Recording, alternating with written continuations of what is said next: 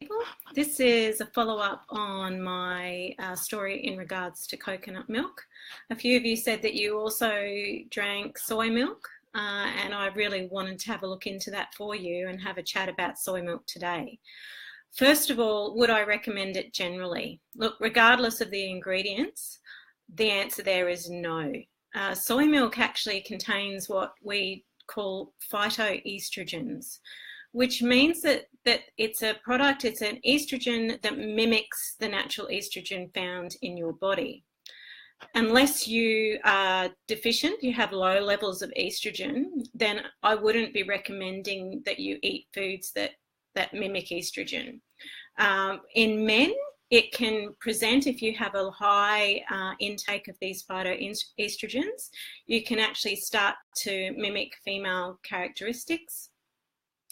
If you're a woman, particularly high levels of estrogen have been linked to cancer, cancer of the uterus, breast cancer. So just be aware of that. So that's really the first thing that I wanted to talk to you about. With regards to the milk industry or the milk replacement industry, I just had a little bit of a look. There's a report, Australian Market Research Report of 2017. It was quite an interesting read.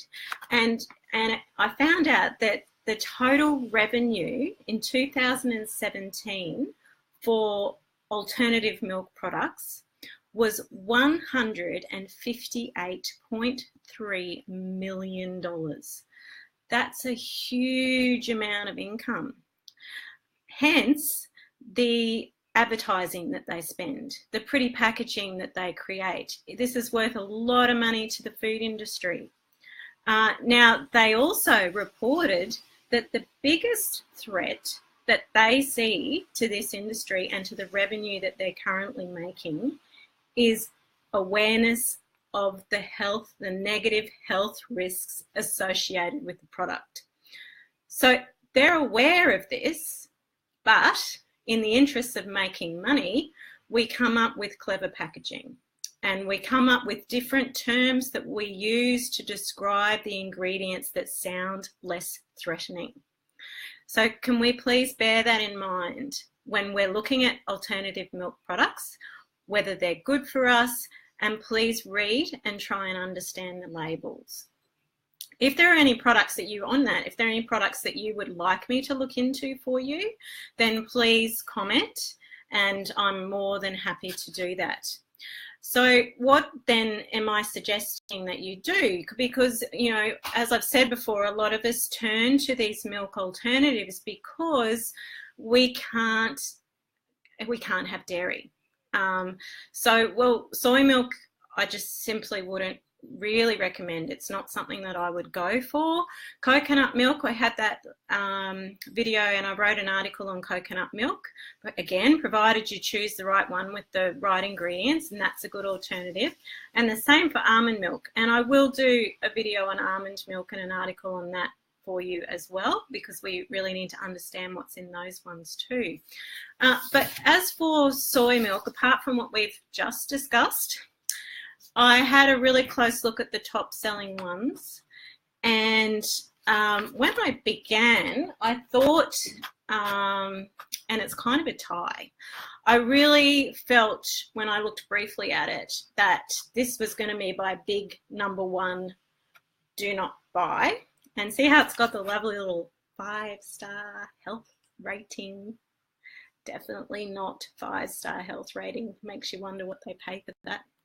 And it's probably still just my number one don't buy, simply because it's actually the only one that is made on soy protein powder instead of the whole soybean itself. It also has a number of additives similar to the coconut milks that we discussed. It's got maltodextrin, which was also, if you remember, maltodextrin was also in Metamucil. That has made from genetically modified cornstarch, and it causes pain and bloating and vomiting and diarrhea. We really don't want that. It's got a lot of additives. It's got vegetable oils in it made from genetically modified corn, cane sugar, and lots of flavors and additives. Okay, so that one is probably still my number one. Definitely do not buy.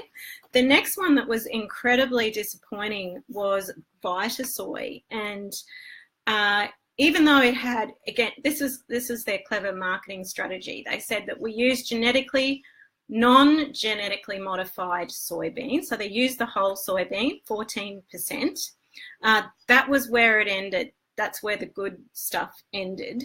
It had so many additives in it that had negative, detrimental effects to your digestion. One of them is carrageenan. Now, carrageenan is found in a lot of them. It's a thickener. It's a vegetable gum thickener, but it's been linked to actually causing food intolerances, causing IBS, causing irritable bowel disease. That's what it's linked to causing. But it also, the symptoms are gastro, bloating, ulcers, inflammation, all the things that we don't like and we don't want to have. So that's Vitasoy. Stay away from Vitasoy. Well, we can go through all of them. The other one that was the Australian own unsweetened organic, that had carrageenan in it as well and other additives. I'd stay away from that. The Aldi soy milk, similar to the coconut one, all the nasty additives. It's also got a firming agent that causes gastric ulcers and vomiting and nausea. That's just wonderful.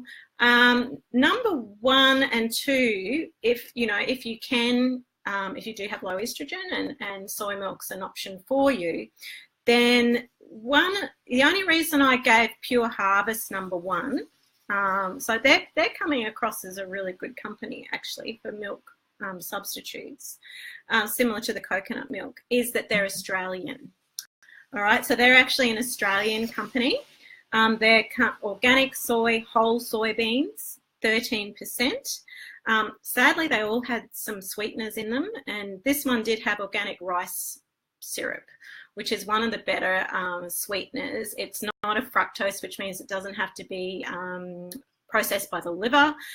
It's fairly easy for us to digest. It's got sunflower oil and salt and some added calcium. The other one that was really good was Bonsoy Organic, and it has some interesting ingredients. And the only reason I didn't give it number 1 is it's Japanese, not Australian, and it was a pretty close call. It's got whole organic soybeans, 14%, tapioca syrup instead of the rice malt syrup, which is, I think, is actually a better option than the rice malt, but and Job's Tears, which is a natural plant, but it is a grain. So if you can't deal with grains, then that one might be a bit of a problem for you.